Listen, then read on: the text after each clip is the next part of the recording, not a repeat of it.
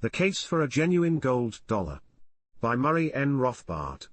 Inflationary fiat paper. For nearly a half-century the United States and the rest of the world have experienced an unprecedented continuous and severe inflation. It has dawned on an increasing number of economists that the fact that over the same half-century the world has been on an equally unprecedented fiat paper standard is no mere coincidence. Never have the world's monies been so long cut off from their metallic roots. During the century of the gold standard from the end of the Napoleonic Wars until World War I, on the other hand, prices generally fell year after year, except for such brief wartime interludes as the Civil War. During wartime, the central governments engaged in massive expansion of the money supply to finance the war effort. In peacetime, on the other hand, monetary expansion was small compared to the outpouring of goods and services attendant upon rapid industrial and economic development. Prices, therefore, were normally allowed to fall. The enormous expenditures of World War I forced all the warring governments to go off the gold standard, and unwillingness to return to a genuine gold standard eventually led to a radical shift to fiat paper money during the financial crisis of 1931-33. It is my contention that there should be no mystery about the unusual chronic inflation plaguing the world since the 1930s. The dollar is the American currency unit, and the pound, sterling, the franc, the mark, and the like, are equivalent national currency units, and since 1933, there have been no effective restrictions on the issue of these currencies by the various nation-states. In effect, each nation-state, since 1933, and especially since the end of all gold redemption in 1971, has had the unlimited right and power to create paper currency which will be legal tender in its own geographic area. It is my contention that if any person or organization ever obtains the monopoly right to create money, that person or organization will tend to use this right to the hilt.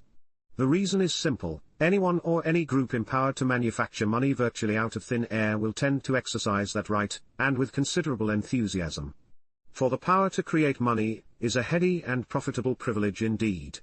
The essential meaning of a fiat paper standard is that the currency unit, the dollar, pound, franc, mark, or whatever, consists of paper tickets marked as dollars, pound, and so on, and manufactured by the central government of the nation-state. The government, or its central bank, is able to manufacture those tickets ad libitum and essentially costlessly. The cost of the paper and the printing is invariably negligible compared to the value of the currency printed. And if, for some reason, such cost is not negligible, the government can always simply increase the denominations of the bills. It should be clear that the point of the government's having the power to print money is to monopolize that power. It would simply not do to allow every man, woman, and organization the right to print dollars, and so the government invariably guards its monopoly jealously. It should be noted that government is never so zealous in suppressing crime as when that crime consists of direct injury to its own sources of revenue, as in tax evasion and counterfeiting of its currency. If counterfeiting of currency were not illegal, the nation's supply of dollars or francs would rise toward infinity very rapidly, and the purchasing power of the currency unit itself would be effectively destroyed. In recent years an increasing number of economists have understandably become disillusioned by the inflationary record of fiat currencies. They have therefore concluded that leaving the government and its central bank power to fine-tune the money supply, but abjuring them to use that power wisely in accordance with various rules, is simply leaving the fox in charge of the proverbial henhouse. They have come to the conclusion that only radical measures can remedy the problem, in essence the problem of the inherent tendency of government to inflate a money supply that it monopolizes and creates.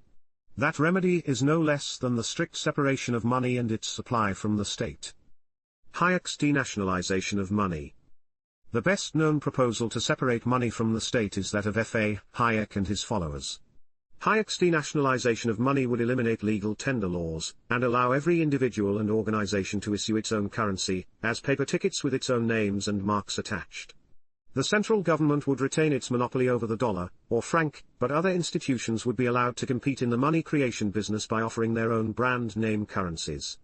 Thus, Hayek would be able to print Hakes, the present author to issue Rothbards and so on. Mixed in with Hayek's suggested legal change is an entrepreneurial scheme by which a Hayek-inspired bank would issue ducats, which would be issued in such a way as to keep prices in terms of ducats constant. Hayek is confident that his ducat would easily outcompete the inflated dollar, pound, mark, or whatever. Hayek's plan would have merit if the thing, the commodity, we call money were similar to all other goods and services. One way, for example, to get rid of the inefficient, backward, and sometimes despotic U.S. Postal Service is simply to abolish it, but other free market advocates propose the less radical plan of keeping the post office intact but allowing any and all organizations to compete with it. These economists are confident that private firms would soon be able to outcompete the post office. In the past decade, economists have become more sympathetic to deregulation and free competition, so that superficially denationalizing or allowing free competition in currencies would seem viable in analogy with postal services or firefighting or private schools. There is a crucial difference, however, between money and all other goods and services. All other goods, whether they be postal service or candy bars or personal computers, are desired for their own sake, for the utility and value that they yield to consumers. Consumers are therefore able to weigh these utilities against one another on their own personal scales of value. Money, however, is desired not for its own sake, but precisely because it already functions as money, so that everyone is confident that the money commodity will be readily accepted by any and all in exchange. People eagerly accept paper tickets marked dollars not for their aesthetic value, but because they are sure that they will be able to sell those tickets for the goods and services they desire. They can only be sure in that way when the particular name, dollar, is already in use as money. Hayek is surely correct that a free market economy and a devotion to the right of private property requires that everyone be permitted to issue whatever proposed currency names and tickets they wish. Hayek should be free to issue hakes or ducats, and I to issue Rothbards or whatever. But issuance and acceptance are two very different matters. No one will accept new currency tickets, as they well might new postal organizations or new computers. These names will not be chosen as currencies precisely because they have not been used as money, or for any other purpose, before. Hayek and his followers have failed completely to absorb the lesson of Ludwig von Mises' regression theorem, one of the most important theorems in monetary economics. Mises showed, as far back as 1912, that since no one will accept any entity as money unless it had been demanded and exchanged earlier, we must therefore logically go back, regress, to the first day when a commodity became used as money, a medium of exchange. Since by definition a commodity could not have been used as money before that first day, it could only be demanded because it had been used as a non-monetary commodity, and therefore had a pre-existing price, even in the era before it began to be used as a medium.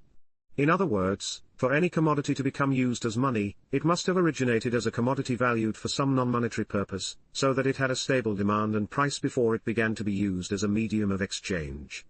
In short, money cannot be created out of thin air, by social contract, or by issuing paper tickets with new names on them. Money has to originate as a valuable non-monetary commodity.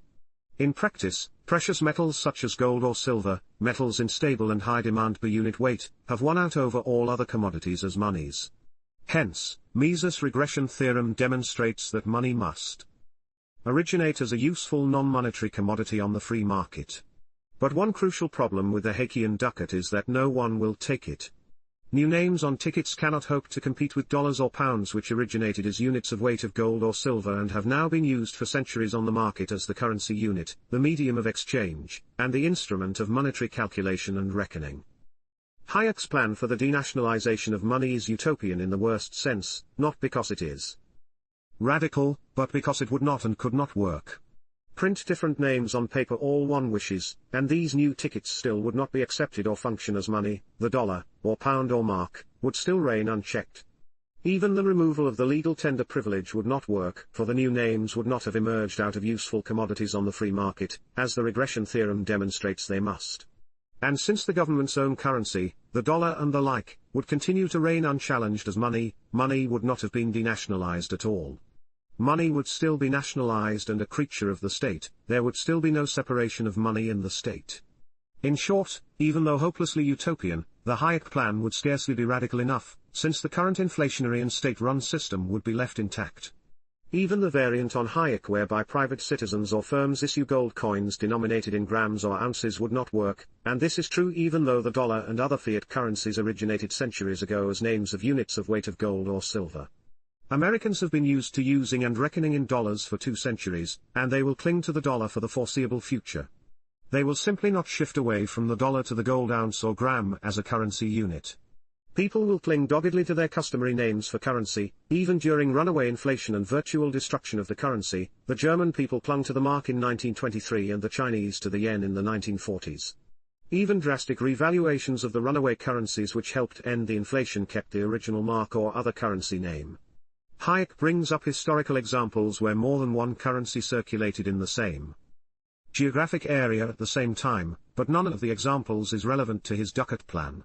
Border regions may accept two governmental currencies, but each has legal tender power, and each had been in lengthy use within its own nation. Multi-currency circulation, then, is not relevant to the idea of one or more new private paper currencies. In addition, Hayek might have mentioned the fact that in the United States, until the practice was outlawed in 1857, foreign gold and silver coins as well as private gold coins, circulated as money side by side with official coins. The fact that the Spanish silver dollar had long circulated in America along with Austrian and English specie coins, permitted the new United States to change over easily from pound to dollar reckoning. But again, this situation is not relevant, because all these coins were different weights of gold and silver, and none was fiat government money. It was easy, then, for people to refer the various values of the coins back to their gold or silver weights. Gold and silver had of course long circulated as money, and the pound sterling or dollar were simply different weights of one or the other metals.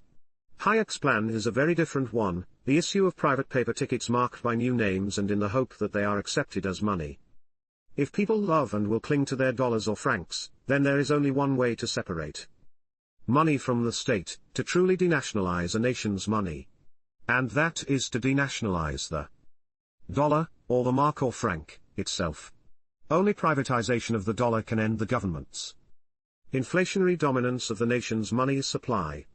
How, then, can the dollar be privatized or denationalized? Obviously not by making counterfeiting legal. There is only one way, to link the dollar once again to a useful market commodity.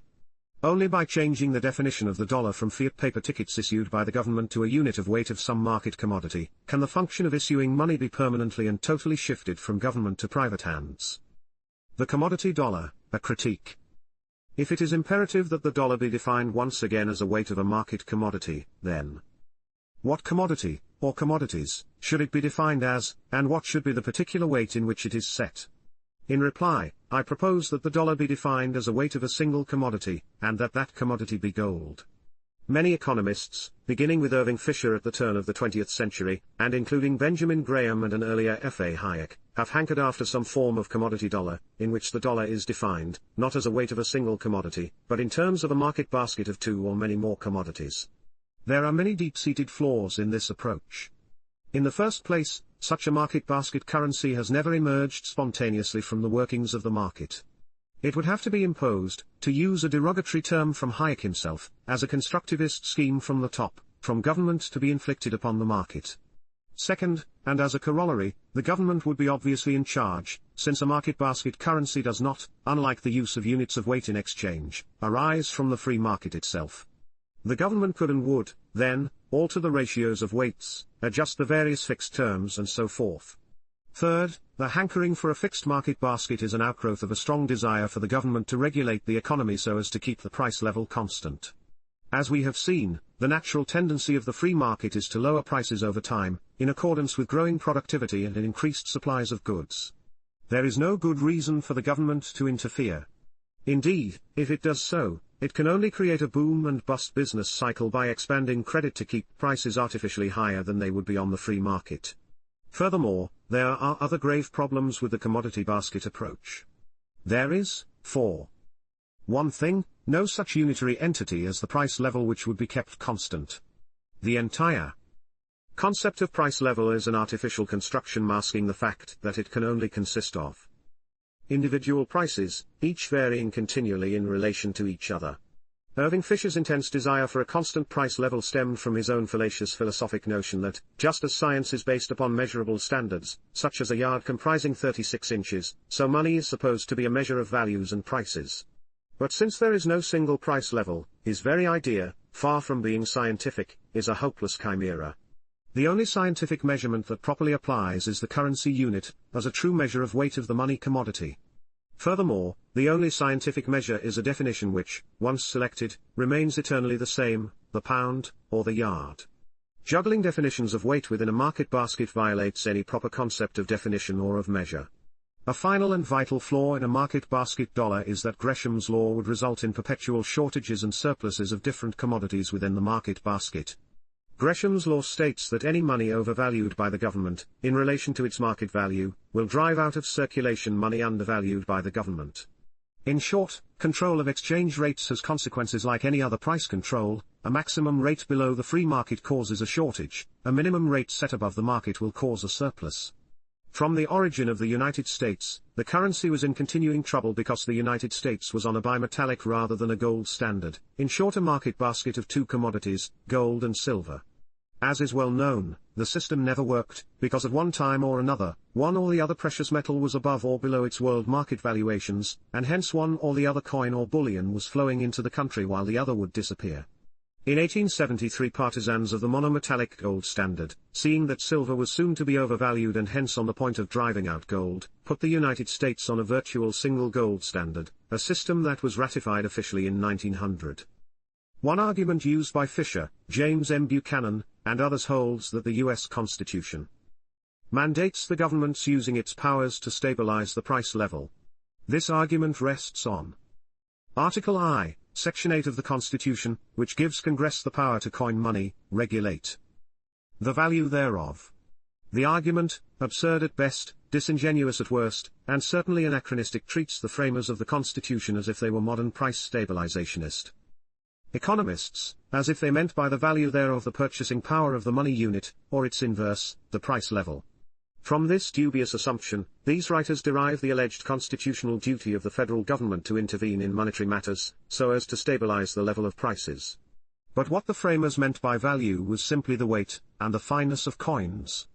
It is, after all, the responsibility of every firm to regulate the nature of its own product, and to the extent that the federal government mints coins, it must see to it that the weight and fineness of these coins are what the government says they are.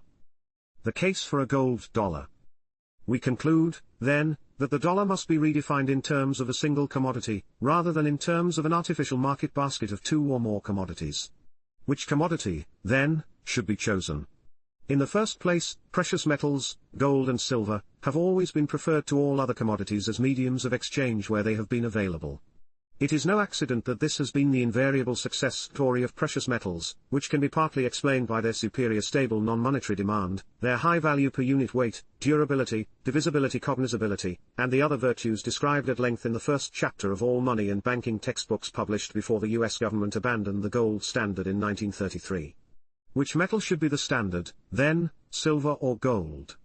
There is, indeed, a case for silver, but the weight of argument holds with a return to gold. Silver's increasing relative abundance of supply has depreciated its value badly in terms of gold, and it has not been used as a general monetary metal since the 19th century. Gold was the monetary standard in most countries until 1914, or even until the 1930s.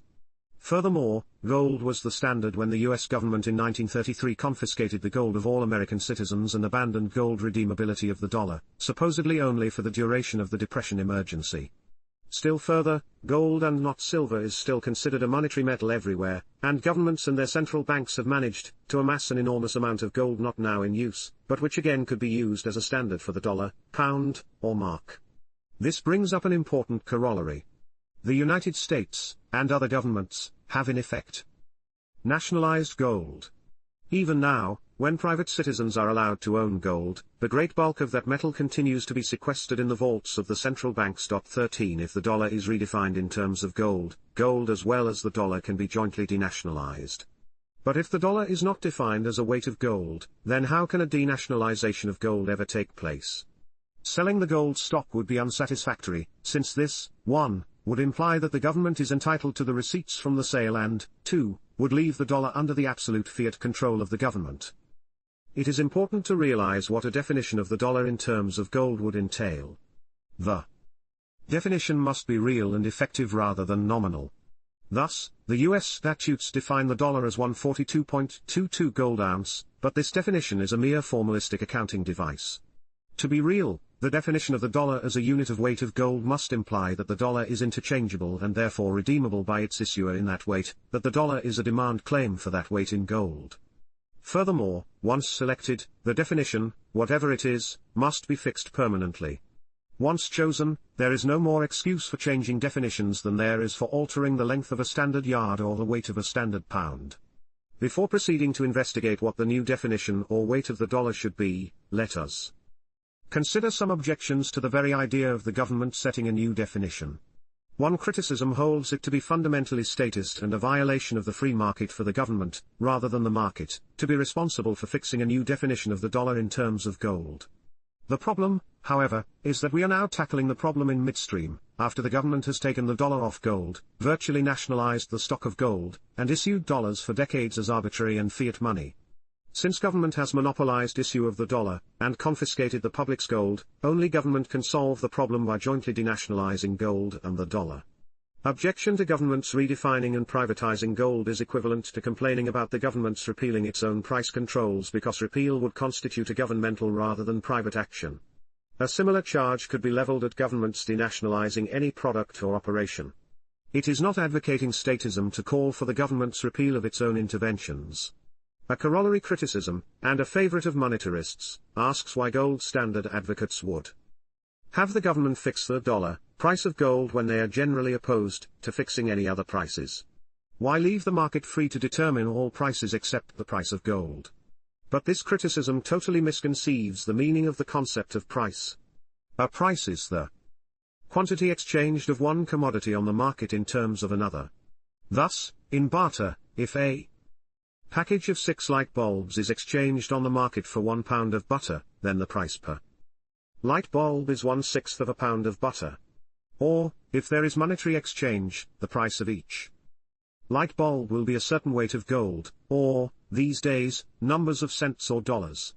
The important point is that price is the ratio of quantities of two commodities being exchanged. But if money is on a gold standard, the dollar and gold will no longer be two independent commodities, whose price should be free to fluctuate on the market. They will be one commodity, one a unit of weight of the other. To call for a free market in the price of gold is as ludicrous as calling for a free market of ounces in terms of pounds, or inches in terms of yards. How many inches equal a yard is not something subject to daily fluctuations on the free or any other market.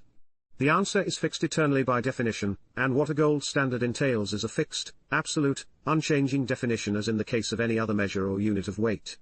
The market necessarily exchanges two different commodities rather than one commodity for itself. To call for a free market in the price of gold would, in short, be as absurd as calling for a fluctuating market price for dollars in terms of cents. How many cents constitute a dollar is no more subject to daily fluctuation and uncertainty than inches in terms of yards. On the contrary, a truly free market in money will exist only when the dollar is once again strictly defined and therefore redeemable in terms of weights of gold. After that, gold will be exchangeable, at freely fluctuating prices, for the weights of all other goods and services on the market. In short, the very description of a gold standard as fixing the price of gold is a grave misinterpretation. In a gold standard, the price of gold is not unaccountably fixed by government intervention. Rather, the dollar, for the past half-century a mere paper ticket issued by the government, will become defined once again as a unit of weight of gold. Defining the dollar. If, then, the dollar should once again be defined as a unit of weight of gold, what should the new definition be? It is curious that the growing number of economists and writers who call for a return to the gold standard seem to display little or no interest in what precisely the new weight of the dollar should be. The question is admittedly a controversial one, but even more controversial is the very question of having a gold standard at all. Moreover, it should be realized that there is no hope of ever returning to a gold standard unless the proper weight of the dollar is first decided upon. From the 1940s to the 1960s, the small body of advocates of a return to gold were grouped in two kindred organizations, the Economists' National Committee for Monetary Policy, and the Gold Standard League. Both were guided by Walter E. Sparr, professor of economics at New York University. In this era, and indeed from 1933 until 1971, the United States was on a fiat standard domestically, but on a curious and highly restricted form of gold standard internationally, in which the United States agreed to redeem dollars held by foreign governments and their central banks in gold at the legally defined rate of $35 per ounce. Foreign individuals or private firms could not redeem their dollar balances in gold, and neither individuals nor governments could redeem their dollars in gold coin, since such coin was no longer being issued. Instead, dollars could only be redeemed in large gold bars.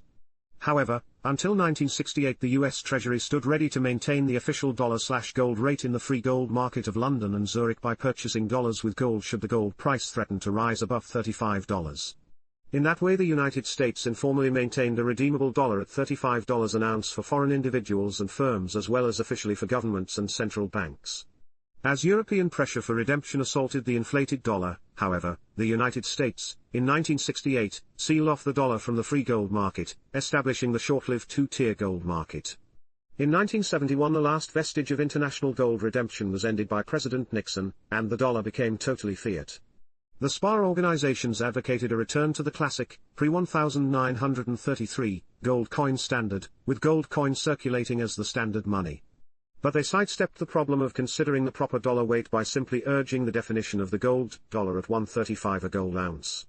Their major argument was that $35 to the ounce was the existing legal definition, and that this definition was effectively the redemption rate for foreign governments and central banks. They might have added, as we have seen, that $35 was also the effective redemption rate for foreign individuals. The sole basis of the SPA call for $35 was that definitions, once selected, must stand forevermore?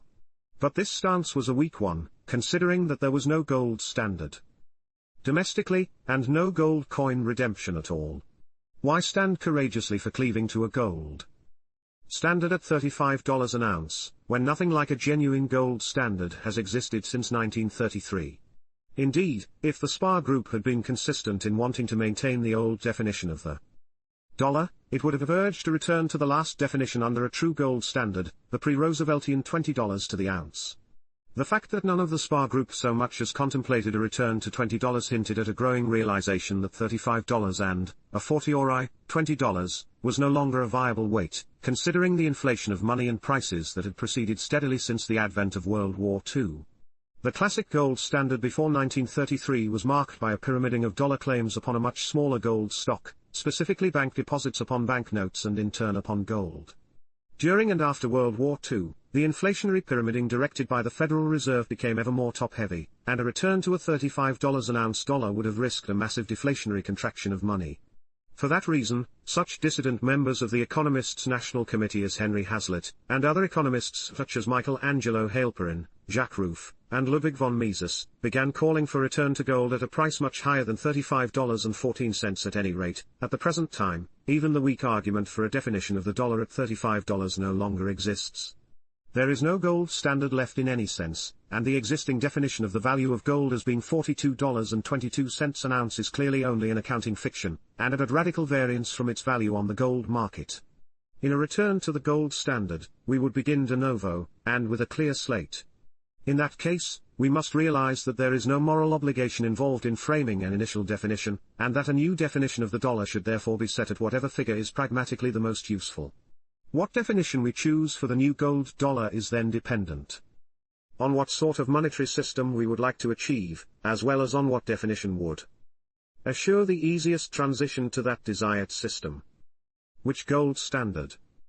Which definition we choose, then, depends on what kind of gold standard we would like to attain.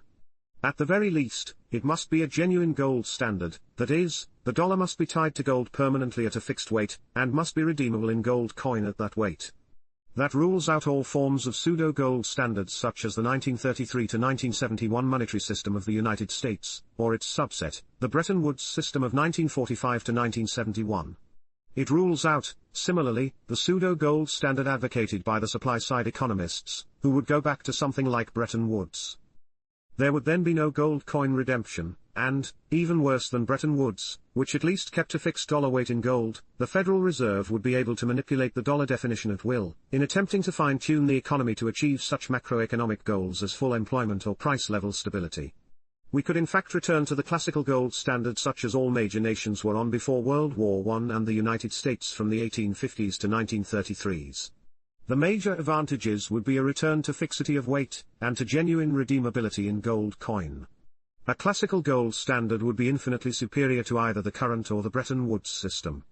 In this case the particular definition chosen would not matter very much, except that it should be much higher than $35 so as not to tempt an unnecessary and massive deflationary contraction that would, at the very least, turn public opinion away from the gold standard for decades to come. More important, the classical gold standard would return to the very same system that created boom and bust cycles and brought us 1929, and at least the first 4 years of the Great Depression. It would, in short, retain the Federal Reserve System, and its system of cartelized banking, special privilege, and virtually inevitable generation of inflation and contraction. Finally, while the ultimate monetary commodity, gold, would be supplied by the free market, the dollar would not be truly denationalized, and it would still be a creature of the federal government. We can do much better, and there seems little point in going to the trouble of advocating and working for fundamental reform while neglecting to hold up the standard of the best we can achieve. If in our disillusionment with central banking, we call for abolition of the Federal Reserve and a return to some form of free banking, what route could we then take toward that goal? The closest approximation to a free banking and gold standard was the American economy from the 1840s to the Civil War, in which there was no form of central banking, and each bank had to redeem its notes and deposits promptly in gold. But in working towards such a system, we must realize that we now have a gold supply nationalized in the coffers of the Federal Reserve. Abolition of the Federal Reserve would mean that its gold supply now kept in Treasury depositories would have to be disgorged and returned to private hands. But this gives us the clue to the proper definition of a gold dollar. For in order to liquidate the Federal Reserve and remove the gold from its vaults, and at the same time tie gold to the dollar, the Federal Reserve's gold must be revalued and redefined so as to be able to exchange it, 1 for dollar claims on gold. The Federal Reserve's gold must be valued at some level, and it is surely absurd to cleave to the fictitious $42.22 when another definition at a much lower weight would enable the 1-for-1 liquidation of the Federal Reserve's liabilities as well as transferring its gold from governmental to private hands. Let us take a specific example.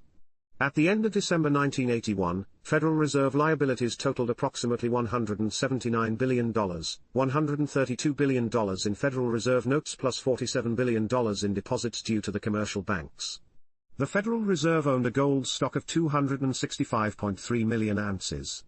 Valued at the artificial $42.22 an ounce, this yielded a dollar value to the Federal Reserve's gold stock of $11.2 billion. But what if the dollar were defined so that the Federal Reserve's gold stock equaled, dollar for dollar, its total liabilities, that is, $179 billion? In that case, gold would be defined as equal to $676 an ounce, or, more accurately, the dollar would be newly defined as equal to, and redeemable in 1/676 gold ounce. At that new weight, Federal Reserve notes would then be promptly redeemed, 1-for-1, in gold coin, and Federal Reserve demand deposits would be redeemed in gold to the various commercial banks. The gold would then constitute those banks' reserves for their demand deposits. The abolition of Federal Reserve notes need not, of course, mean the end of all paper currency, for banks, as before the Civil War, could then be allowed to print bank notes as well as issue demand deposits. This plan, essentially the one advocated by Congressman Ron Paul, R., Texas, would return us speedily to something akin to the best monetary system in U.S. history, the system from the abolition of the Second Bank of the United States and the pet banks, to the advent of the Civil War. Inflation and business cycles would be greatly muted, if not eliminated altogether. At the abolition of the Federal Deposit Insurance Corporation, the requirement of instant payment of demand liabilities on pain of insolvency, and the long overdue legalization of interstate branch banking, and we would have a system of free banking such as advocated by many writers and economists. We could, however, go even one step further. If we were interested in going on to 100% reserve banking, eliminating virtually all inflation and all bank contraction forevermore, we might require 100% banking as part of a general legal prohibition against fraud. The substantial 100% gold reserve tradition, held by writers and economists ranging from David Hume, Thomas Jefferson, and John Adams, and partly to Ludwig von Mises, considers the issuing of demand liabilities greater than reserves as equivalent to a warehouse issuing, and speculating in warehouse receipts for non-existing deposits. In short, a fraudulent violation of bailment. How might the United States go over to a 100% gold system? At the end of December 1981, total demand liabilities issued by the entire commercial banking system, that is, M1, equaled $445 billion, including Federal Reserve notes and demand, or rather checkable, deposits. To go over immediately to 100% gold, the dollar would be newly defined at 1/1/696 gold ounce. Total gold stock at the Federal Reserve would then be valued at $445 billion, and the gold could be transferred to the individual holders of Federal Reserve notes as well as to the banks' assets now equaling and balancing their total demand deposits outstanding. They would then be automatically on a 100% gold system. From the standpoint of the free market, there is admittedly a problem with this transition to 100% gold. For the Federal Reserve's gold would be transferred to the commercial banks up to the value of their demand deposits by the Federal Reserve's granting a free gift of capital to the banks by that amount. Thus, overall, commercial banks, at the end of December 1981, had demand deposits of $317 billion, offset by reserves of $47 billion. A return to gold at $1,696 an ounce would have meant that gold transferred to the banks in exchange for their reserve at the Federal Reserve would also have increased their reserves from $47 to $317 billion, via a writing up of bank capital by $270 billion. The criticism would be that the banks scarcely deserve such a free gift, deserving instead to take their chances like all other firms on the free market. The rebuttal argument, however, would stress that, if a 100% gold requirement were now imposed on the banks, their free gift would do no more than ensure the banking system against a potential holocaust of deflation, contraction, and bankruptcies. At any rate, whichever of the last two paths is chosen, money and banking would at last be separated from the state, and new currencies, whether hakes or ducats, would be free to compete on the market with the gold dollar. I would not advise anyone, however, to bet their life savings on any of these proposed new currencies getting anywhere in this competitive race.